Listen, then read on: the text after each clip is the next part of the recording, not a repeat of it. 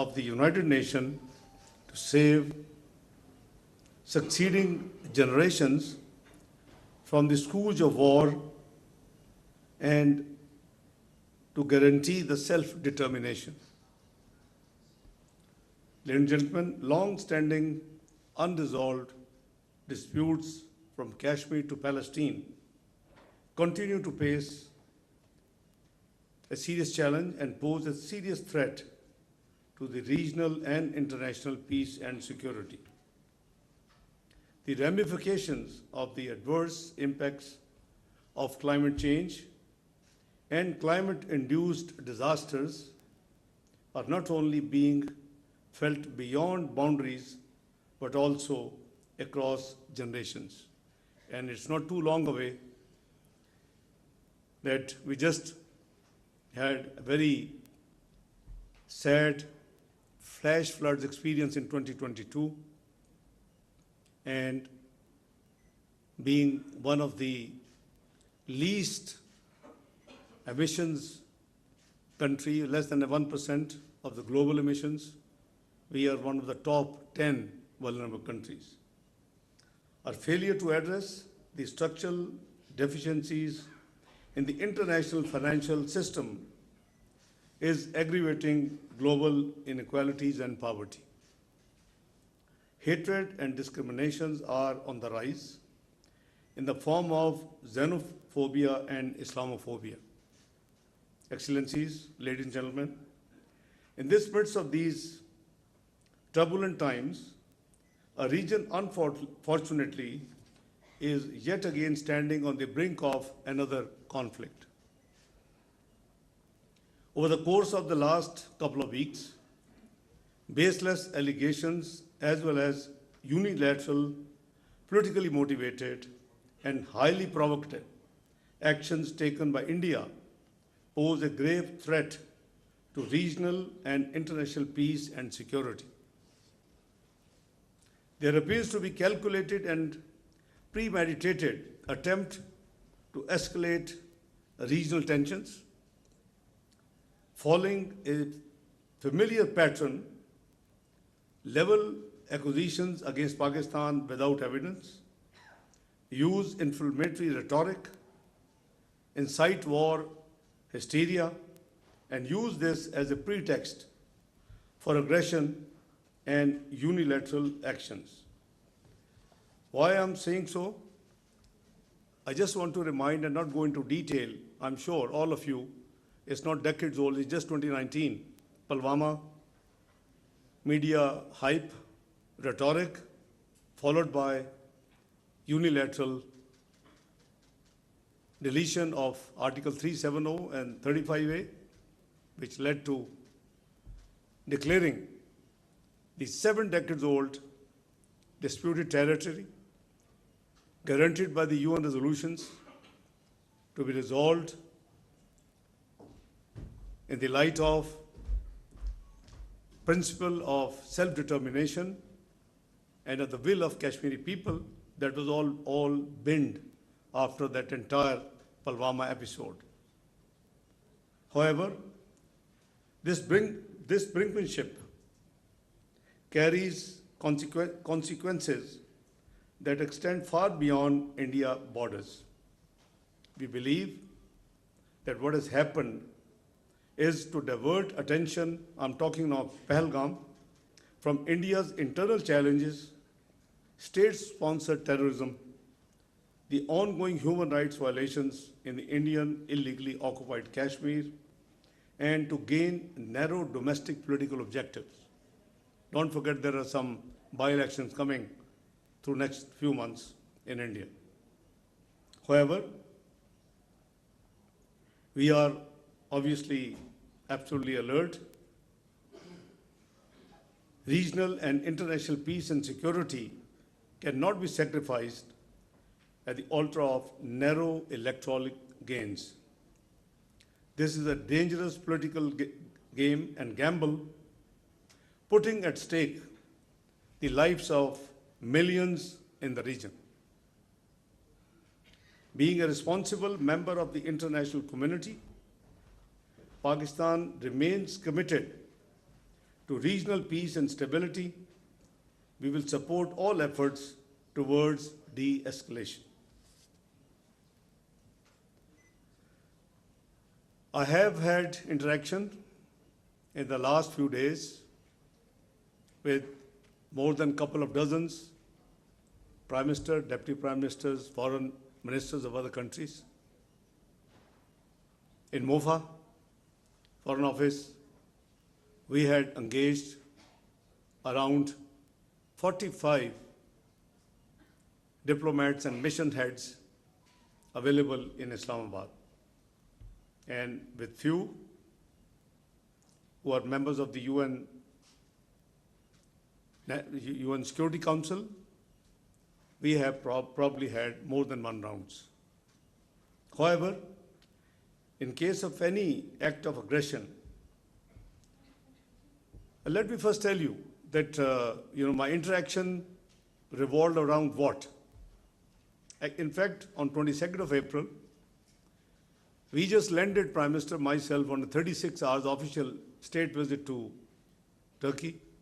We were invited by His Excellency the Turkish President. Soon after landing, we had this sad news. And straight away our meeting started, which ended over the dinner. And once I was done, I engaged Foreign Office. It was almost 1 o'clock in the morning, between 22nd and 23rd of April. We decided to issue a condolence message, which is still on our website.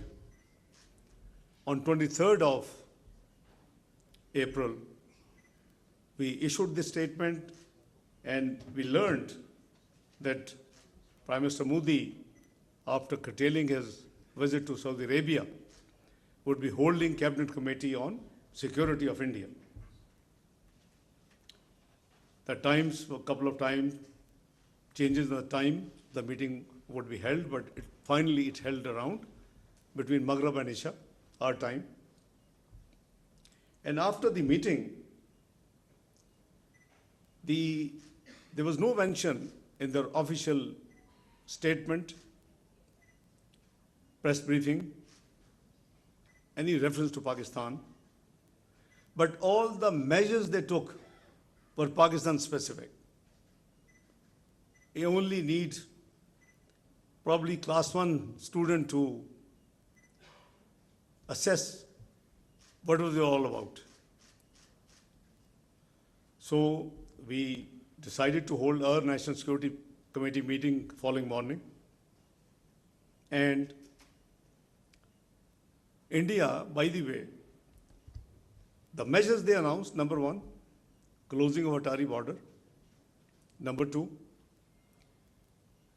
reducing the size of our mission in New Delhi; number 3, declaring our armed forces personnel, that attaches, naval, air. 4th, the Pakistani holding valid visas, and inside India, the visas were cancelled and asked to leave immediately Indian territory. And the most shocking, the 5th, was that they announced that they will hold in abeyance the over 6 decades old treaty known as Indus Water Treaty. Now, surely there isn't any provision in the treaty, those who have gone through the treaty. Generally, the international treaties cannot be amended or terminated without the mutual consent of the parties to the treaty. And that's exactly is the spirit of, it's not deemed spirit, it is written in the treaty that neither party solo can terminate or amend this treaty. Now, this is most unexpected from any responsible country in the Community of Nations. We are low riparian. The established precedents and laws in the world and practically followed is the lower riparians always have an access to the water which flows from the upper riparian. We are lower riparian. Without going into debate in 1961 what happened, because there are certain critics, and perhaps rightly so. But all those actors who actually signed the treaty and were party to the treaty finalization are no longer in this world, so God, bless their souls. But there was a huge criticism that giving away the right to 3 rivers of Pakistan wasn't a very good deal. The water distribution treaties are generally evolve around how and what distribution would take place. But Pakistan actually agreed to virtually drying up 3 of its rivers and through that treaty. And now, they say that we are going to, by the way, I have tried to search, maybe you are great scholars, some may know, legos. I can't find the word abeyance in international treaties, dictionary. The suspension word is there, but abeyance, I haven't seen that. So it was just shock. So, as I said, that very next morning, we held our National Security Committee meeting, and we decided to still exercise patience. So we threw back the same measures on Indians what they have done to us. We closed Wagah border. We downgraded their mission here as a reciprocity. We declared that armed forces personnel persona non grata. We cancelled the Indians who were given visas and were in Pakistan and also asked them to leave. And we declared in no ambiguous terms that the holding in abeyance is non-starter, because we said it will tantamount to an act of war. We will not allow to divert or stop the flow of water, which is Pakistan's due share under the Indus Water Treaty. And in the National Security Committee meeting, we have made it amply clear that we would exercise restraint and we will not be taking any escalatory move. Almost these over 2 dozens world-renowned, as I said, Prime Minister, Deputy Prime Minister, Foreign Ministers. Even yesterday I spoke to Russian, I spoke to Malaysian Foreign Ministers. And they all, including UN Secretary General, the US Secretary Rubio, Russian Foreign Minister Lavrov, EU Foreign Minister, they all, when I speak to them, they all try to advocate that please, Mr. Foreign Minister, Mr. Deputy Prime Minister, whatever they want, they say, please restrain and do not react and do not take any escalating move. I have told each one of them 3 things. Obviously, there's a long calls explaining what India did, what we feel, why they have done it. I just given you an example of Pulwama. I'm not saying this, I don't have evidence, but analysts say this could be another ploy. It might have been self-choreographed. How come in 10 minutes the FIR is registered at a police station where you need to at least 45 minutes ride to reach?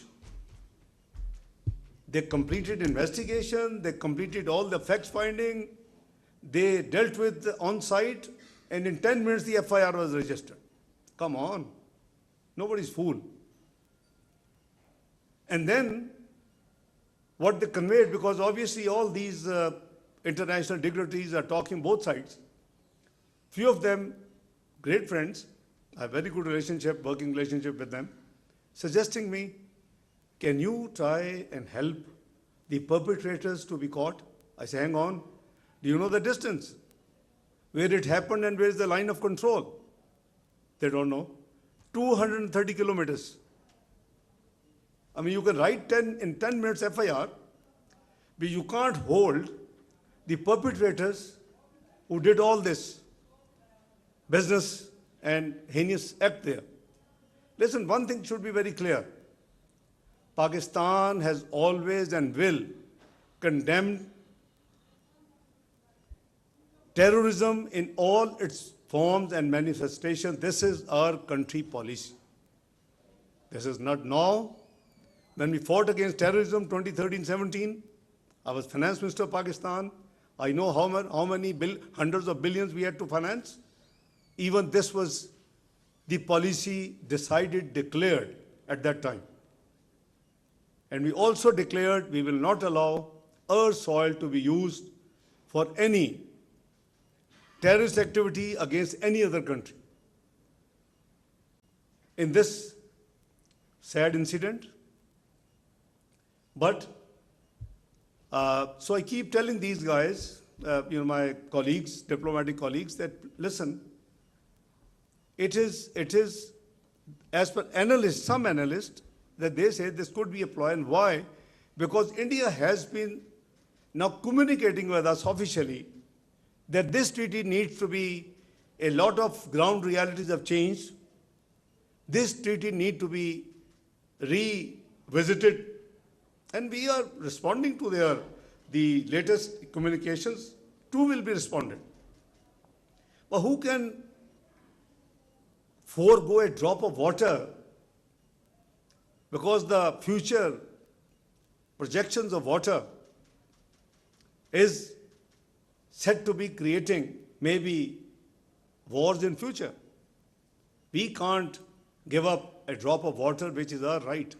We honor, as I said, regardless of the certain criticism which was then, took place and which still people, but we are honoring the treaty in letter and spirit, and we had made it abundantly clear.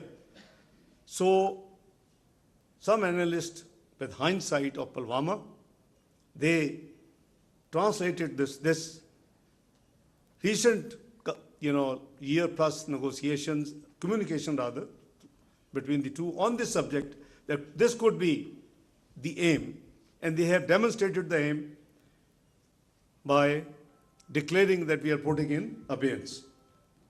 However, as I said, I have told all these friends three things. I said, listen, let me make your life easy. You are asking and appealing both the countries to exercise restraint. You're talking to me, you're talking to the next door neighbor. Let me make your life easy and resolve 50%. I said, we will demonstrate full patience. We will exercise restraint. On behalf of Pakistan, I give him a word, we will not be the first one to do any escalatory move or action. I think we can't do anything beyond. So when I say this thing, it automatically, changes the situation. They understand, and I said, you have to work on the other side, don't worry about us. I've given you a word. This is all minuted in the history and record of the Ministry of Foreign Affairs, and this is a policy decided in the National Security Committee, chaired by the Prime Minister of the country, Muhammad Shahbaz Sharif, attended by the Armed Forces, chiefs, the Chairman Joint Chief, the Army Chief, the Air Chief, the Vice Admiral of the Navy, so they were all there. So it's a unanimous decision to exercise restraint and we will not be the first one to make any escalating move. But in case any act of aggression by India, I am making it very clear, including last night to Russian foreign minister, that in case of any act of aggression by India, there should be no doubt in anyone's mind that Pakistan will do nothing. Pakistan, let me tell you, Pakistan will resolutely defend its sovereignty and territorial integrity in exercise of the inherent right of self-defense as enshrined in the Article 51 of the UN Charter. So, I have given loud and clear message to the almost major countries of the world that where do we stand and what they can expect from us in case of. Let me also tell you something, that Alhamdulillah, we are absolutely alert. We are absolutely in a position. Our armed forces are, ready. And there has been an attempt. Between the night 29th and 30th of April, we had credible news of some misplay or adventurism by Indian Air Force. Alhamdulillah, we made them to run back and turn back to India. Our Air Force moved swiftly, timely, and made them to run back and turn back to India. According to our information, they landed in hurry at Sri Lanka, at Srinagar. Pakistan also remains concerned at the insightful and Islamophobic narrative being directed against the Kashmiris as well as the Indian Muslims in the backdrop of the current situation. This must end forthwith. Excellencies, ladies and gentlemen, in this backdrop, India's illegal and unilateral decision to hold the Indus Water Treaty in abeyance should be a matter of serious concern to the world community. The treaty provides no basis for such unilateral actions, as he explained. India's actions undermines a fundamental pillar of regional stability with profound implications for the peaceful management of vital shared resources between the neighbors. The National Security Committee of Pakistan, as I said, has made it abundantly clear on 24th of April 2025 that any attempt to stop or divert the flow of water belonging to Pakistan as per the Indus Water Treaty will be considered an act of war. Excellencies, ladies and gentlemen, the international community must take serious note of these developments at a time when the region requires cooperation and restraint. Any tolerance for adventurism would only embolden further instability in this part of the globe. We must not forget that the unresolved Jammu and Kashmir dispute remains the primary source of volatility in South Asia. There is an urgent need for renewed and concerted efforts under United Nations auspices to secure a just, lasting, and peaceful resolution of this dispute in accordance with the relevant UN Security Council resolutions and the aspirations of the Kashmiri people. Excellencies, ladies and gentlemen, the challenges being faced by our region as well as those at the global level can only be addressed through a renewed recourse to multilateralism.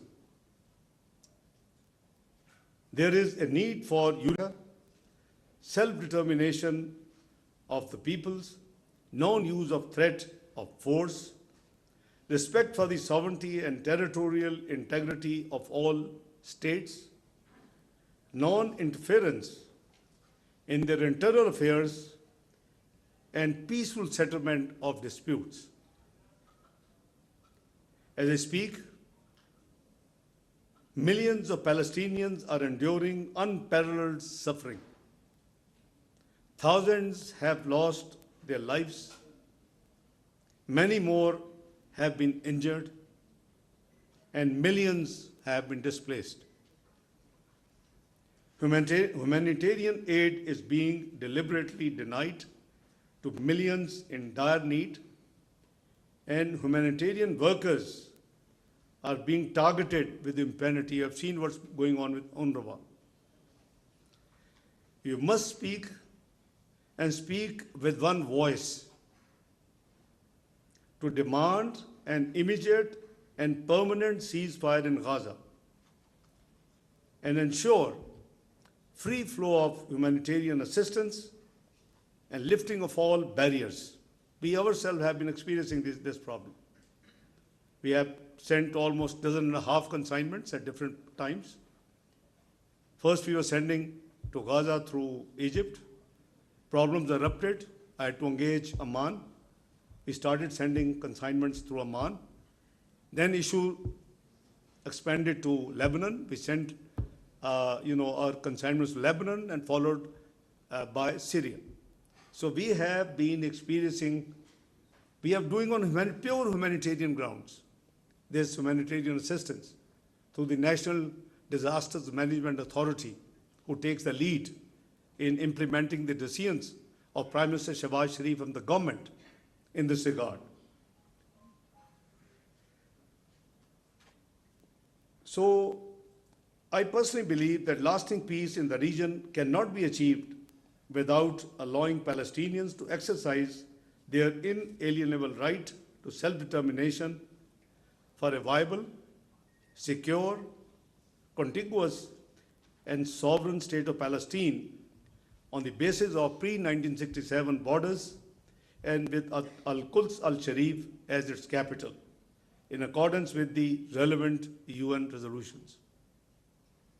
The vicious cycle of poverty and rising global inequalities cannot be addressed unless we make head-on the inequalities in the international economic relations and take them head-on.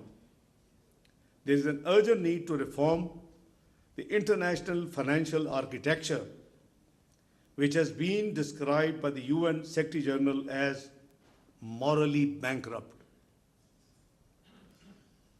Those who have the supply of resources and those who require the resources, there's a huge gap. I think it was perhaps with this vision that in our region, Asian Infrastructure Investment Bank was initiated by China. We had been, I as Finance Minister between 2014 and 16, part of that exercise, and I am the signatory on behalf of Pakistan on that document, which governs Asian Infrastructure Investment Bank. The whole idea was the 70% population, which requires multilateral funding, has an access to around 30% funding from the multilateral global institutions, and vice versa. Neither the Sustainable Development Goals nor the climate goals can be achieved without international cooperation. We have seen recent statements of some global powers. I don't know how much is relevant as of now, the climate funding and the climate change subject. I think we all have to wait patiently and see and watch and plan for our own country accordingly. Concrete actions are needed to help developing countries trapped in the liquidity crisis and debt distress by ensuring adequate concessional finances, rechanneling of unused SDRs, seeking a sustained increase in the lending capacity of the multilateral development banks, and funding of International Development Association, IDA.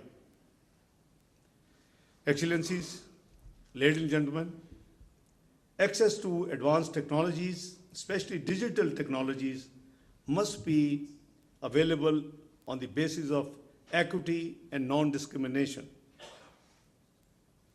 Being one of the topmost climate vulnerable countries, Pakistan recognizes the critical need for the international cooperation to address the common challenges posed by climate change. We need enhanced global climate actions and international cooperation to mitigate the navigate impacts of climate change based on the established principles of equity and common but differentiated responsibilities and respective capabilities, commonly known as CBDR-RC. The developed countries need to meet their climate finance commitments with a balanced focus on adaptation and mitigation, so as well as on loss and damage. I have my doubts the outcome with the global changes in the last year plus of the outcome and the decisions and the delivery with all the latest. I'm sure all of you would be pondering and would be assessing and would be, estimating what's going to happen. Excellencies, ladies and gentlemen, Pakistan is alhamdulillah endowed with rich natural and human resources and an enormous economic potential. It is located at the crossroads of South Asia, Central Asia, and the Middle East. This I say as a faith. As a Pakistani, I have a faith that this country has the resilience and the potential to come back and be part of the big 20s. It is not too long away and long ago.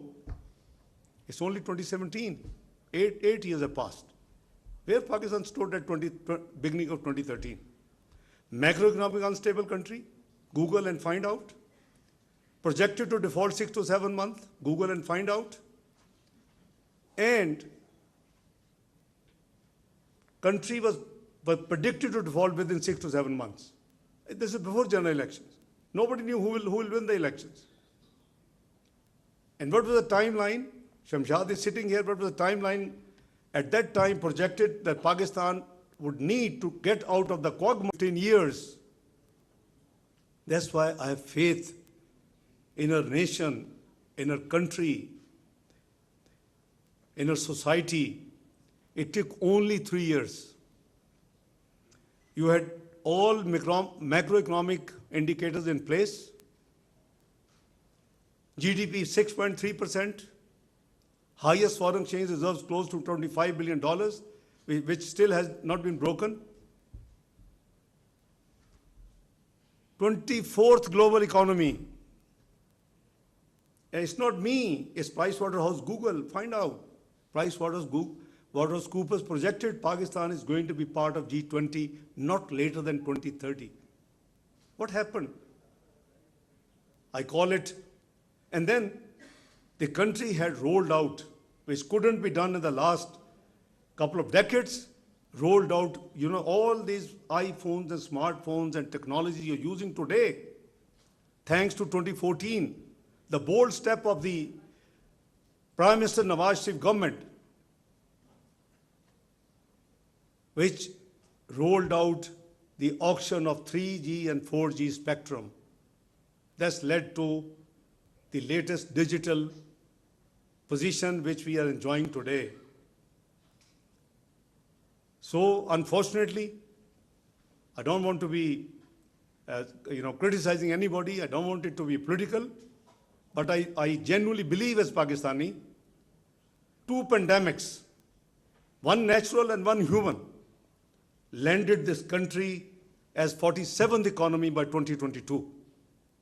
brought us on the brink of default again, which we struggled during 22-23 to save this country. You named the international agencies and they were giving us dates. Even June 2023, a date was given. I know why. Alhamdulillah, we survived. New elections took place. Just been the damn debate of 45-47. Let's look forward. Country has come out of the default mantra for all time. It has started on the trajectory of growth. I welcome everybody, all parties, to please, for national interest, we must work together. I think there's a recent demonstration you had seen in the Senate. Former Prime Minister Anwarul Haq Sahab is sitting here. I just saw him. So you see, we demonstrated. I had to just spend 2 hours with all the political parties, regardless who is who. We managed to come out with a consensus resolution, condemn united. You see, this is the spirit. But on the other side, again, by experience 2013-17, you have the scope to go back from 47 to part of G20. We have to just work hard. बहुत लोग कहते हैं जी debt trap हो गया, ये हो गया, वो हो गया. What debt trap? What is debt to GDP of America, the big power? Over 109%. What is debt to GDP of United Kingdom after COVID? Over 100%. What is the debt to GDP of Japan? 257%. Self-imposed a law. मैंने उसको initiate किया 1999 में the debt responsibility and limitation act कि 60% तक रहेंगे, पर ये कोई सहीफा आसमानी से नहीं उतरा हुआ. God has blessed this country with over $10 trillion of rare earth material, lithium, copper, gold, hydrocarbons, granite. लोग चेंज होते रहते हैं. We should work together as a nation to take the country back from 47th to part of G20. We were 24th. If in next 4 years, we would have passed another 2, 3, 22nd, 21st, I was complimented publicly. लेकिन we गिर के 47 पे चले गए. बहरहाल, it's never too late. So, we should remain determined to capitalize on these inherent people and this nation and for the entire region. We have prioritized geoeconomics as one of the cardinal pillars of our engagement with our international partners. After I got my job description changed this time, having served in the Ministry of Finance for 4 times in the last 35 years, I decided, मुझ में वो जो finance का कीड़ा है वो तो है, so I announced on the day one when I spoke to the senior officers of the MOFA that from today, side by side with the conventional, that very much principle in the last 1 year plus. We are determined to enhance regional connectivity and increase bilateral and multilateral development partnerships for socio-economic uplift. To achieve these goals, we are desirous of peace in the region and beyond. At a time when we are headed on the path of economic stability, development agenda and efforts. I just had a note before I came on my way. Somebody said, can I share something outcome of the entire efforts vis-a-vis the global multilateral institutions? So I'm happy. It's not part of a written speech. I've been perhaps half the time speaking at some board. First of all, we got OIC, Secretariat and the Secretary General to issue a statement, which is public. You can Google and find it out. The senior officials meeting of the OIC took place and 48 normal course will be obviously endorsed and approved in June in the meeting of the Council of Foreign Ministers of Organization of Islamic Cooperation, OIC, in Istanbul. But we may, if necessary, requisition an expert. This the government will decide. Third, there was a press statement, which is a standard practice when an incident took place in any part of the world.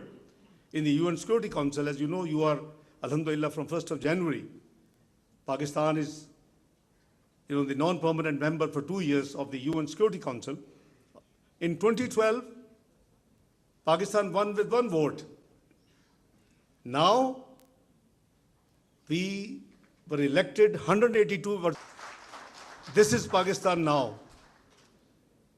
वो कुछ लोग को 1.5 साल पहले कहते थे 2 साल Pakistan diplomatically isolate हो गया है.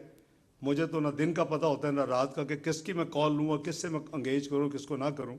It's such a long list of mutual interactions with the global community, diplomatic community. Fourth, in addition, in accordance with that tradition, in UN Security Council, US moved a resolution, and the resolution was obviously condemning the terrorist attack in Pahalgam. I think working as the nation's nominee and in the instructions, under the instructions of Prime Minister Shehbaz Sharif and the government and the National Security Committee, I wasn't very happy on 2 things in that resolution, draft resolution. One, the word Pahalgam was there, but it didn't say where. The district, Jammu and Kashmir was missing. And it was obviously, perhaps on purpose. I said nothing doing. We put a hold that put Jammu and Kashmir, then it is acceptable. And I gave an example. I said, let's say if something happens in London and a similar resolution comes London, will it be London of UK? Will it be London of USA? Will it be London of Australia? Will it be London of Canada? Why are you shying? Put Jammu and Kashmir. Number 2, there was the TRF was mentioned. This is the resistance forum which post-2019 Indian acts of usurping Jammu and Kashmir as its Indian Union territory illegally, unacceptable. The blame was put on that TRF. They were condemned. I said, listen, I haven't seen their claim. Number 2, who is called Permanent Representative Ambassador Munir Asim Iftikhar in UN, I said, put on hold. 2.5 days. It is always a war of nerves. Alhamdulillah, both things were done, and that press release with these 2 amendments went public.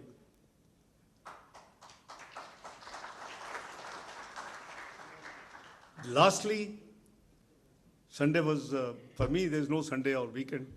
I was busy talking to Malaysia, talking to Foreign Minister Lavrov of Russia, etc., and dealing with many things related to it.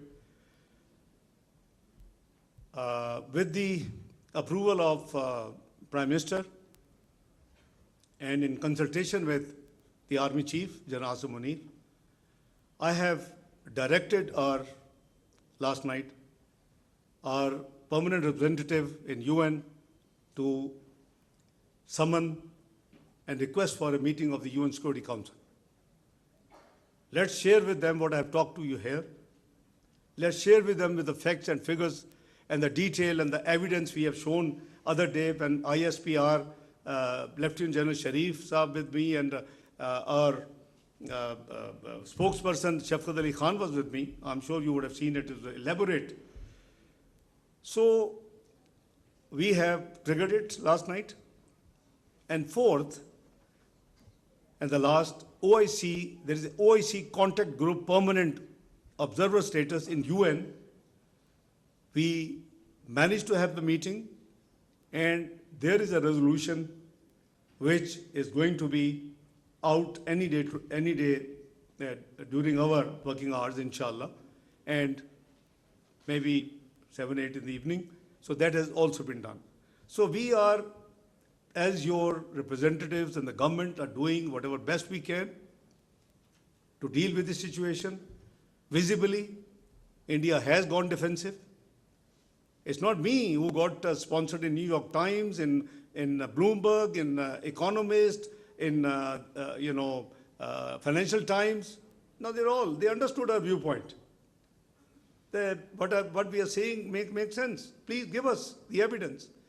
Pakistan has categorically made an offer by Prime Minister Shahbaz Sharif in his address to the Kakul Passing Out Academy on Saturday, within days of this incident, that we are ready for any independent, transparent, international probe and investigation because our hands are clean. So if you want to get it done, most welcome. Let's call spade a spade and let's find out who are the ones who are involved in all this and what is the outcome. So, Allah का शुक्र है कि पाकिस्तान ने अब तक जो अपनी efforts की हैं, which are a duty, has exposed Indians mala fide, and now they are on the back foot. But, it takes two to tango. I've been telling all these dignitaries whom I'm talking to in the last few days that I can assure you only from my side that we will demonstrate patience, we will exercise restraint, and we will not be the first one to attack. But if anybody makes any mistake and enters into adventurism, then God knows where those situations will be leading to. So hopefully, I hope sense prevails, and they should do introspection. I'm not sure, I'm not blaming, but I've seen one senior, probably 3 stars, has been sent home. One number 2 in the Air Force has been sent home. Maybe that episode which happened when we forced the 4 Indian Air Force fighters to go back just 4 days ago. So God knows, but anyway, it is their internal business. They can sack the whole army, whole Air Force. It's not our business. Perhaps it will resolve the issue. But anyway, I think I have taken a lot of time beyond I was asked to. I do hope that the international community will help us achieve the goals I have enumerated in my little talk. And any spoilers in the region will be prevented from obstructing our path to peace and prosperity. As I said, I will be keenly looking forward to your deliberations in the next few sessions in 3 days. And I think your wisdom will certainly help Ministry of Foreign Affairs and the government as a whole to benefit from any great ideas which you will come up with. I once again thank you, Mr. President, and all excellencies, ladies and gentlemen, for your very patient hearing. Thank you very much indeed. God bless you.